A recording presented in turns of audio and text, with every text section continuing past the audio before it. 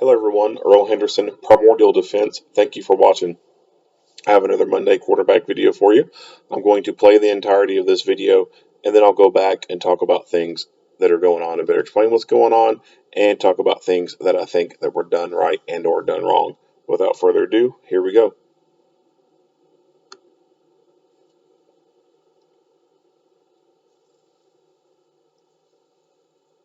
Hello, I'm Captain Stacy Spell, Commanding Officer of Media Relations Division of the Los Angeles Police Department. This critical incident community briefing is intended to provide you with information about an officer-involved shooting that occurred in Mission Division in the city of Los Angeles on October 24th, 2021 at around 8:16 p.m. You're about to see relevant video footage and learn about other evidence and police procedures related to the case, so you can have a better understanding of what occurred based on what we know right now.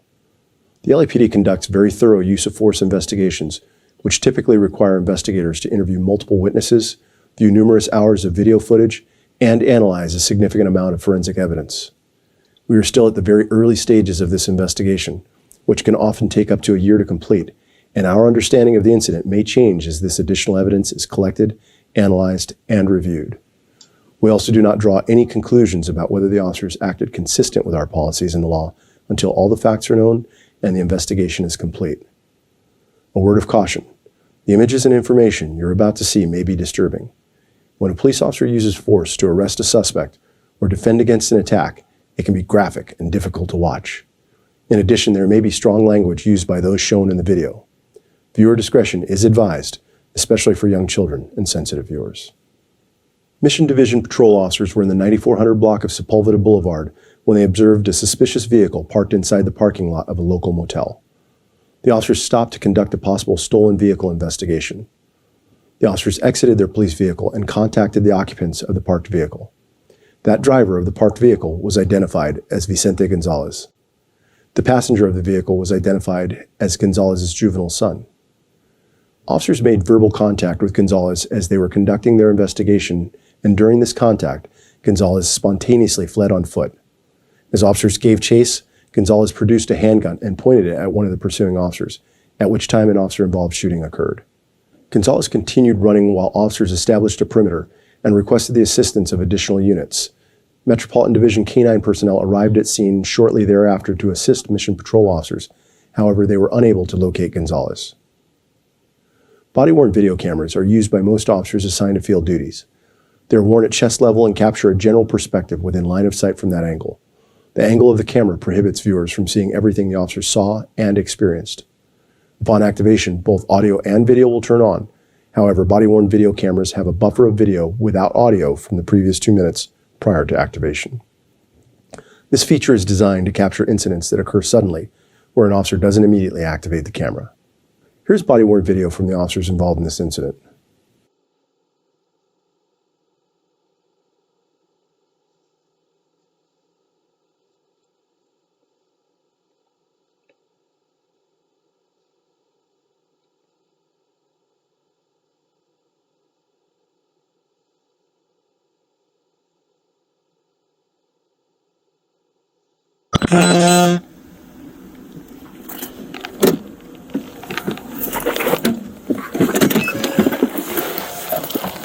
What's going on, boss?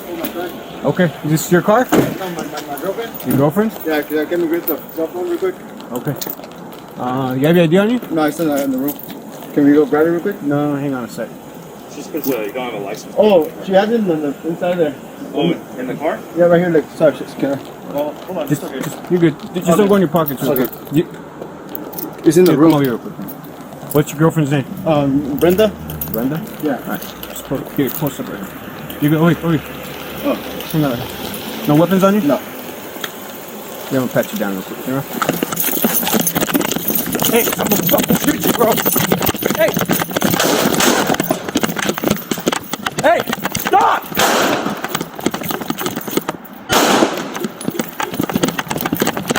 Officer needs help, shots fired. Officer needs help. Hey, get the gun! Get the gun! Officer needs help, shots fired. This incident was also captured on nearby CCTV surveillance video.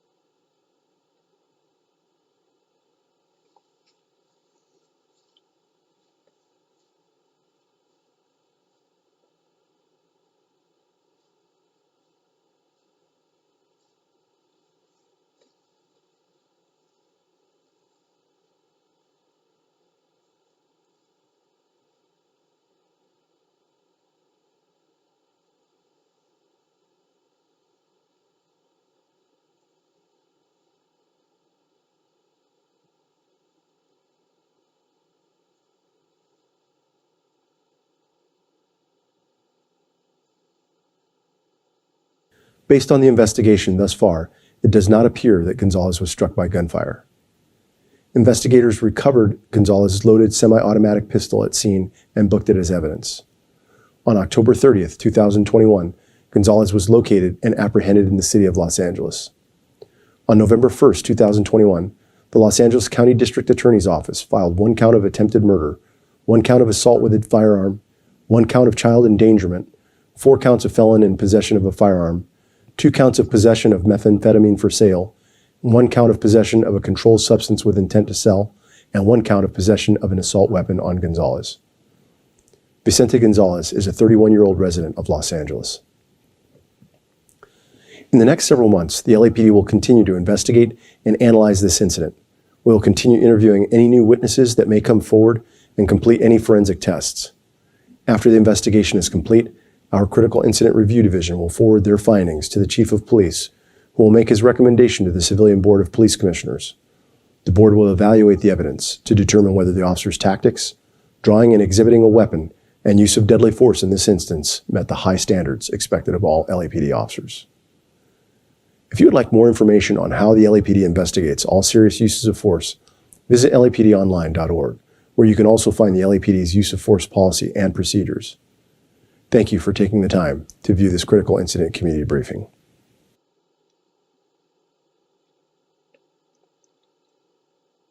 All right, let's get into it.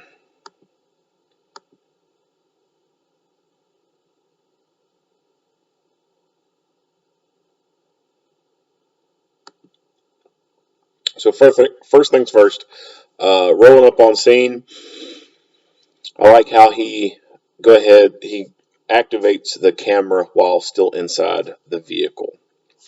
There's just so many videos that you see where the video gets started sometime after they've gotten out of the vehicle. I always think that it's a best practice to go ahead and just start that camera while you're inside the car. And on top of that, while you're in the car, but as you're rolling up on scene.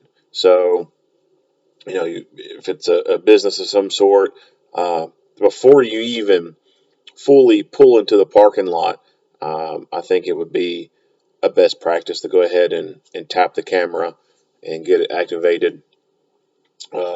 Same with, going to, a resident, a dwelling, whatever, before you actually, get out, just tap the camera and get it activated and turned on. That way you're capturing the entire event, because there's just so many times where we don't get the full picture because people don't turn the cameras on until very last minute.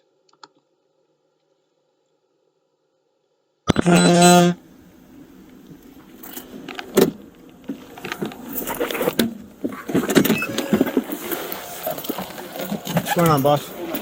Okay. Is this your car? No, my girlfriend? Your girlfriend? Yeah, can we get the cell phone real quick?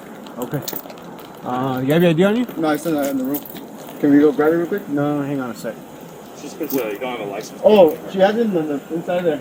Oh, in the car? Yeah, right here. Like, sorry, can I? Well, hold on. Just, It's okay. you're good. Just don't go in your pockets. Okay. You, It's in the come room. over here. You can usually tell from people's body language and their facial expressions when they're up to no good. Sometimes people do get nervous when they're dealing with someone in uniform. Inside there. Oh, in the car? Yeah, right here. Like, sorry, can I? Hang on a sec. You have your ID on you? No, I still not in the room.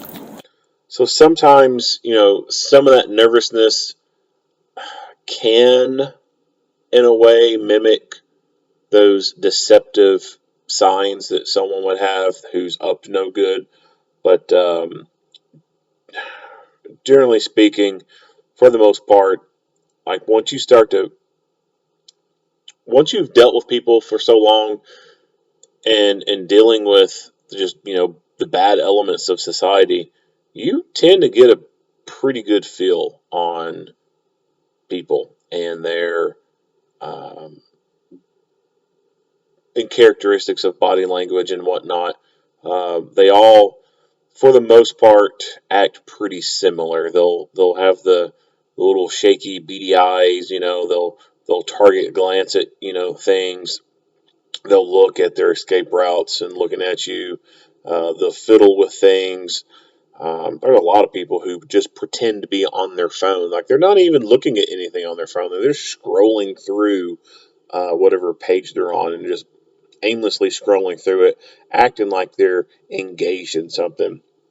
Some of their responses, especially when you catch them by surprise, they haven't had time to really come up with any bullshit answers or anything like that. And they just start throwing some bullshit right there on the spot. So like I said, once you've done this for a while, you can kind of get a pretty good feel about who's bullshitting. And just based off this dude's body language, I could tell that he's up to no good. Can we go grab it real quick? No, hang on a sec. It's just because you don't have a license. So he's wanting to get away from there, talking about going and grabbing it real quick, trying to buy himself an opportunity to escape or to get rid of something while he goes and gets something or takes this little journey to somewhere. Oh, she has it inside there. So his thumb pointing back this way. Oh, she's got it inside there. In the car? Yeah, right here. Look, sergeant, scanner. And then the officer says, "Oh, in the car." Well, then he completely changes his story and is now indicating that yeah, sure, it is in the car.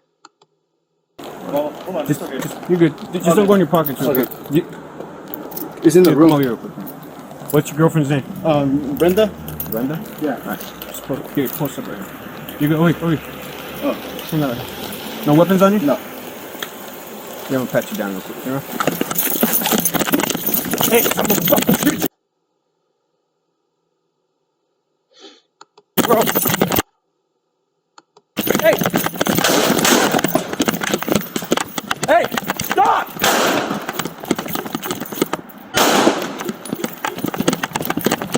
Officer needs help, shots fired. The suspect shoots at him. One points the gun at him and then shoots at him. No weapons on you? No. Yeah, I'm gonna pat you down real quick. You know? No weapons on you? No. Yeah, I'm gonna pat you down real quick. You know? So I talked about glancing and looking for escape paths, No. and this is one thing you can see that he's doing. No weapons on you? No. Just watch his eyes and what he's looking at. Yeah, I'm gonna pat you down real quick. You know? So he's looking over there, seeing how he can escape, and it's obvious his only escape route is to run back towards this way. Hey, I'm gonna fucking But anyway, as we try to pause it, we don't get to really see a whole lot. It's kind of blurry. shoot you, bro. But later on, they do show his arms kind of sticking out. He is kind of pointing it back at the officer, and then he shoots. Hey! Hey! Stop! He tries to take some slowed down, aimed shots at this guy. He even goes so far as to completely stopping and trying to get a good aim on him. But according to what they said, it doesn't appear as though any rounds hit this guy. So where did those rounds go? No idea. But they didn't go in the bad guy. That is pretty common. And I don't say that in a bad way, like, oh yeah, that's typical shit.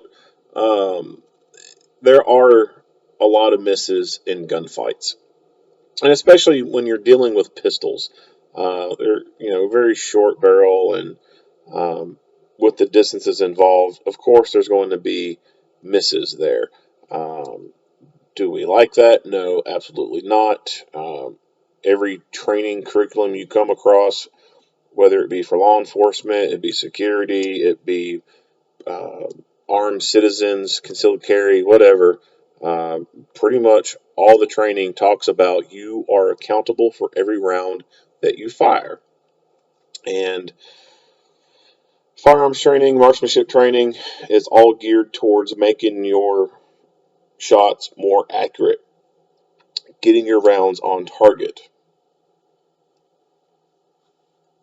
Unfortunately, due to high stress situations, that doesn't always happen.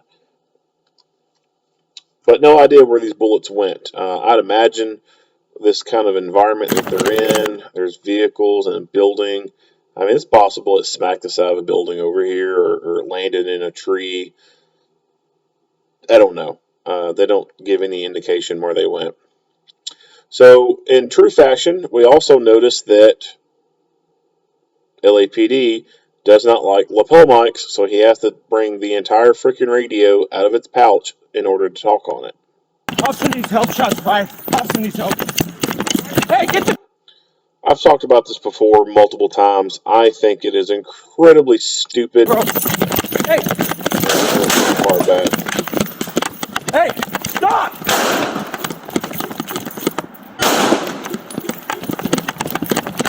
Officer needs Well, I can't get the pause on the right help. spot. Shots fired. Officer needs help. Hey, get the... Anyway, I've talked about it before. I think that it is incredibly stupid not to use a lapel mic. Lapel mics, in my opinion, are a crucial piece of life-saving equipment.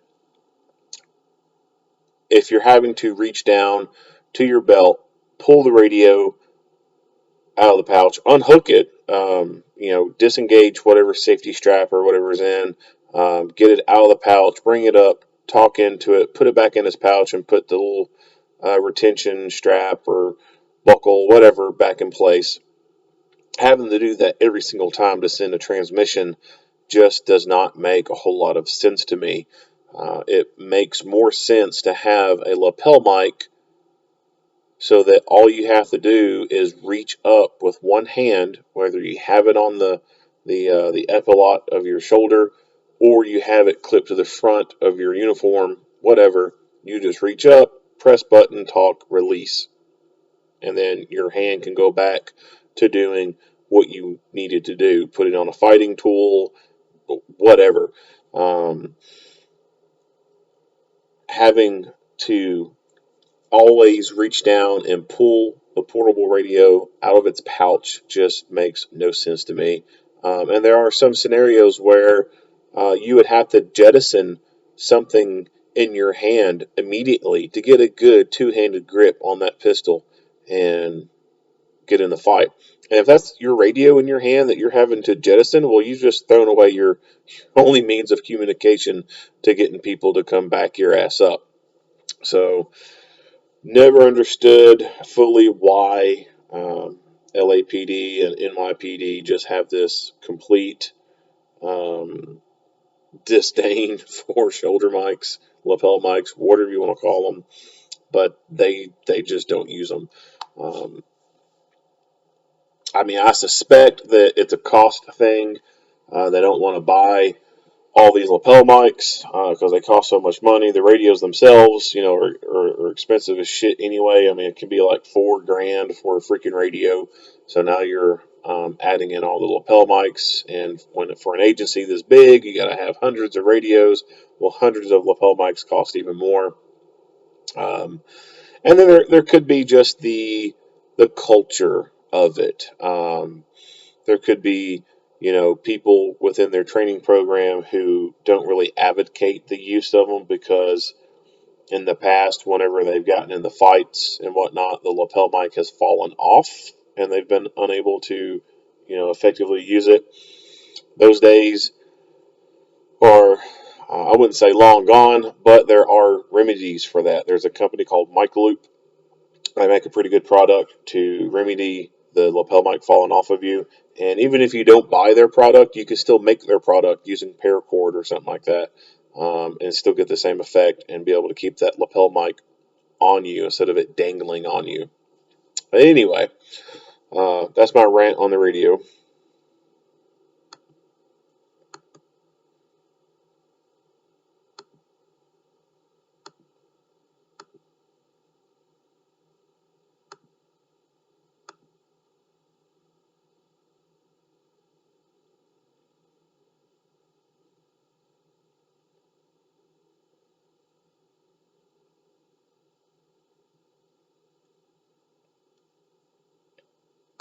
So we'll replay this one more time. Watch his hand sticking behind him as he runs from here to here. Watch his hand sticking out behind him.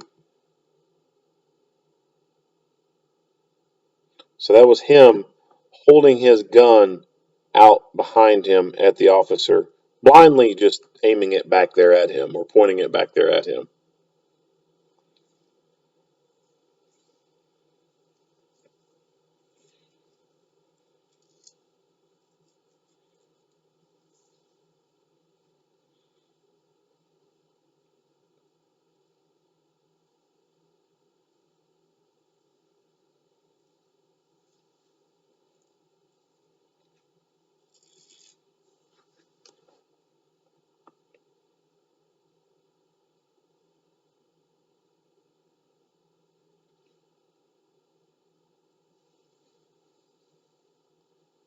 You see that hand sticking out?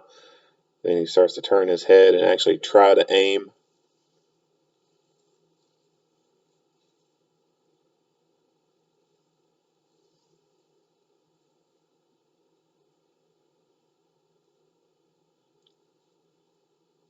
Based on the investigation thus far, it does not appear that Gonzalez was based on the Go back to the very front. So he is with his juvenile child. Now they said, well, I don't know if they said child, but his Okay. his son. Um, Obviously, his son is not a small little child. He appears to be most likely a teenager, if not full-on teenager. Then I would find it hard to believe that he's any younger than 13.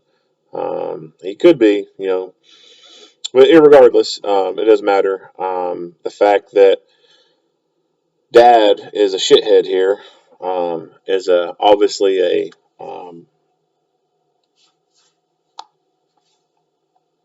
probably what they would call a persistent felony offender, having um, um, prior convictions. He's already a felon. He's not supposed to be in possession of a gun. He's got drugs on him and everything. So that sucks for this kid. This kid is being raised by a shithead. And in so many cases, all across this nation and the world, when you have a shithead raising a kid, then that kid most often ends up turning into a shithead themselves. Um, it's ugly. It's not. It sucks. But that's the way it is. Just like if you have, look at the South. If you have a freaking racist Klans member who has a kid, guess what? Chances are that freaking kid's probably going to be racist too, right? So kids, for the most part, are products of their environment. Now, there can be, some things like chemical imbalances in their heads and whatnot that can contribute to, their delinquency and stuff. But for the most part, it's learned. It's the environment that they're in. So if Dad is a drug dealer and Dad actually has, some kind of involvement in their life, and this kid watches Dad be a drug dealer and do drug dealer shit, then that kid probably doesn't have much of a chance at life. They're going to follow in their dad's footsteps. A lot of them don't even have dads in their life, um, and so they kind of turn to other men in their community or other males. I don't even want to call them men. They turn to they turn and look up to some other males in their communities, people that they see who have the status of power or something like that that they can look up to, and even in um, you know, their pop culture, I guess you could say, people that they idolize, they'll imitate what those people do as well, and it never ends up good because there is no good structure in their life, and They just end up becoming delinquents. So we got body cam footage of Dad shooting at the police. It's sad, but chances are we're probably going to see body cam footage in the next however many years it takes for him to start doing the same shit that Dad's doing. So got Dad on camera shooting the police and running from the police. It's just a matter of time before he's on camera doing the same shit. You can call it being judgmental all you want. You know, facts are facts. I mean, historical data is historical data.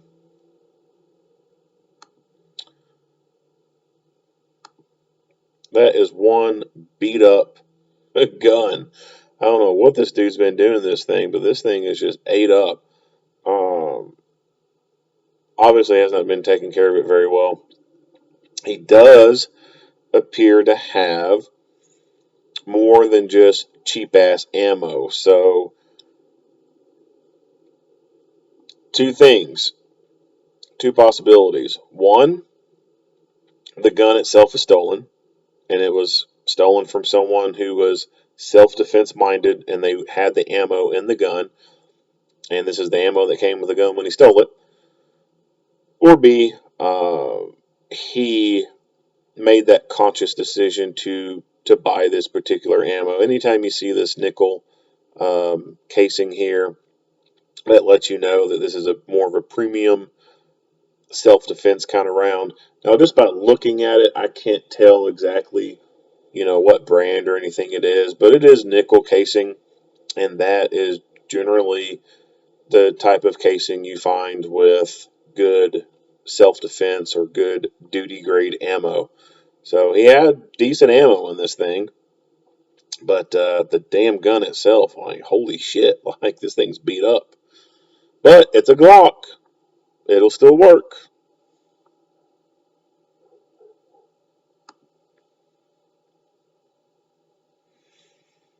Yeah, so much for, these gun laws preventing felons from getting guns, right?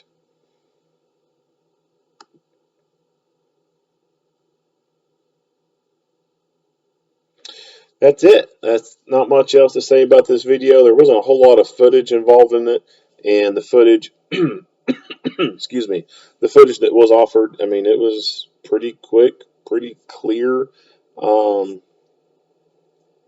footage.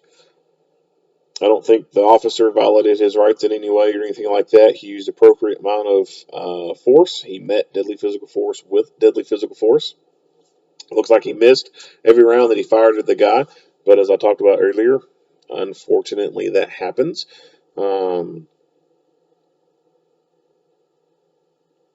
much else to say. If you like what you hear and see, go ahead and give me a like and a share. If you have not already, hit that subscribe button and stay tuned for more Monday quarterback videos. Earl Henderson, Primordial Defense. Thank you for watching.